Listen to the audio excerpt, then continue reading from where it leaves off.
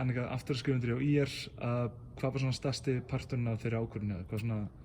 Já, bara mér leiði rosalega vel hérna í fyrra, bara mjög skemmtilega stelpur og þær eru flestar að halda áfram, þannig að af hverju ekki bara að vera áfram. Þetta er bara mjög gott umhverfi hérna og mér leiði, já, mér sé mjög vel. Nína náttúrulega var hérna í stóru stelpuhlutverkum með undir körfunni í fyrra, byrjuðu báðar inn á bara langflesta leikina, en hún er að fara í val. Hvernig sérðu fyrir þér að hlutverk þitt stækki með liðinu? Þú ert nú þegar framlagsstæst í liðinu.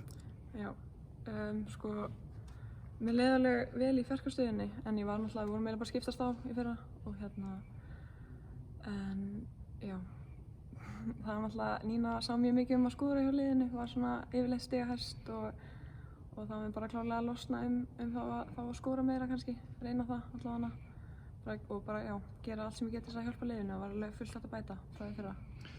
Nýrungur þjálfari í liðinu, Ísak Máni Víum, hvernig líst þér á hann?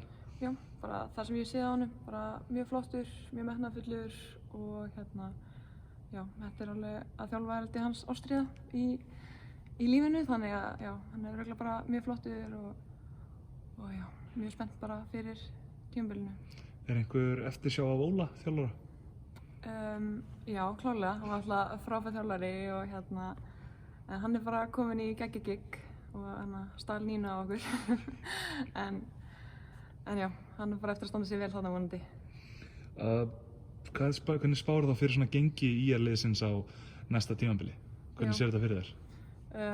Ég held að, þú veist, við munum á minnstu kosti verðum allan að komast í úrslitakeppni, það er náttúrulega bara fyrst og fremst, en auðvitað hef ég alveg mikla trú á því að við eigum bara 100% erindi að vera bara í fyrsta sæti og já, það er held ég það eitthvað sem við eigum að gera, stefna að.